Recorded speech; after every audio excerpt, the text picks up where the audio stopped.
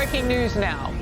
We have a brand new Secretary of Transportation. It is Sean Duffy, former Wisconsin congressman, and was expected to be confirmed in this process. This has just happened just seconds ago while we were in commercial break. The U.S. Senate on the floor just voted in Sean Duffy as the Secretary of Transportation. This was not unexpected, and Sean himself would tell you that he has a lot of friends on the Hill, both sides of the aisle. So he got bipartisan support. We don't have every single detail. I'm waiting for them to put the vote count or something up on the screen. But we do know that he was going to get this, Sean Duffy. He has a lot to work on. When he left Fox News, he and I had a short conversation, and he said, wow, I tell you, people sitting on planes, Boeing, the problems that they've had, Harris, there's a lot going on in transportation. Might want to take a look at East Palestine, Ohio again. So much for him to jump into. Sean Duffy, we know him well. He'll get the job done. Well, this comes as some of President Trump's more controversial cabinet picks are set to face Senate hearings this week. Health and Human Services pick Robert F. Kennedy Jr.'s hearing before the Senate Finance Committee is set for tomorrow morning at 10 a.m. Eastern. And on Thursday, we'll hear Trump's pick for FBI Director Kash Patel and his choice for National Intelligence Director Tulsi Gabbard. A lot going on toward the end of the week. Let's jump into it now. First of all, Kennedy, your reaction to Sean Duffy. I think it's fantastic. You said that he has a lot of friends in D.C. Most of them are his children. But I think he's going to do a great job because he has seen the world through a very different lens, you know, being a father, being a congressman, being a high-profile host here at Fox, and he loves his country. He's going to take the job incredibly seriously, and I think the Biden administration was a gift to him because it showed the world how badly his job can be done. So he gets to pick up the reins and, you know, really tackle some critical issues that will make people's lives better. All right, let's move on. John Kennedy, the senator from Louisiana, Emily, has said that probably the person most on the bubble coming up is Tulsi Gabbard. What's your take? We were sort of discussing that offline, right? That it seems like the hot seat is sort of equal for RFK Jr. and her, but for different reasons.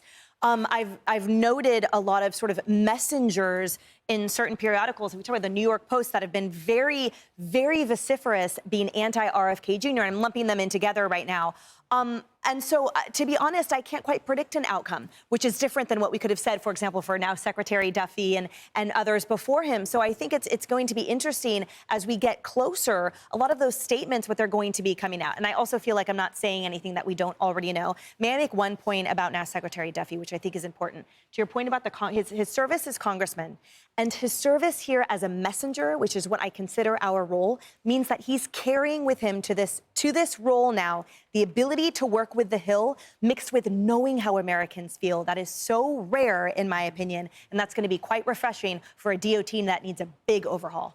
Paul, I want to get to this. So this is from ABC News, talking about some of the criticism that Tulsi Gabbard has come under for her support, they claim, people who said this, critics of hers, claims that she supported at some point the war of Russia on Ukraine. And so ABC News is saying that, well, you know, it may be either she's been compromised, this is according to Democratic critics who suggest that she could be compromised, or perhaps a Russian asset. We've heard this before. We heard it from former presidential candidate against Tulsi Gabbard and a Democratic Party at a primary years ago, and that Democratic Party primary. She called her the same words. But former advisors to Gabbard suggest that her views on Russia and its polarizing leader, Vladimir Putin, have been shaped not by some convert intelligence recruitment, as far as they know, but instead by her unorthodox media consumption habits. Is there a benefit to having someone on your team who looks at things differently and is not afraid to say it? And is also media savvy. That seems to be the gripe there with that last point. I'm not entirely getting that. And look, this is a retread of Russia, Russia, Russia. They're like 0 for 5 on that, so they should punt on that. These are the questions she's going to get, though, and she's going to have to answer them. You went here, you went there. What's your response? Here's some of what's going on underneath the surface. The power for the ODNI, all right, the real sort of where it all comes together is the fact that the DNI does the brief to the president. Now, I had that role local in New York City, okay? And that is, I got to tell you, a real power structure. You get to decide what the principal hears. That is a powerful funnel through which you can push what you want the principal to hear. So if she starts getting opposition that doesn't seem quite clear to us, it's because somebody has an equity there that they're concerned she's not going to brief what they want. What the president hears is what the president moves on. Sometimes you don't want the president.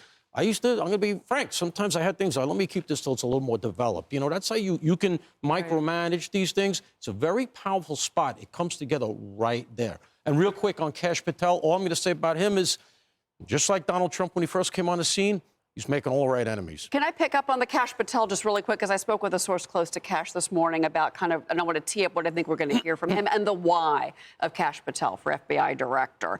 The relationships he has, they are already in place. He knows how everything works and relates. He knows how to relate to the challenges of the FBI. I'll leave that one there. More importantly, he knows how things are supposed to work. He is going to clean up the BS political bureaucracy, restore appropriate behavior, and restore a functionality of the Bureau as things should be, and they have not been. See, I think what the president has shown with his choices is that he doesn't want a bunch of sycophants around him. He wants people who are going to give him the lowdown on things.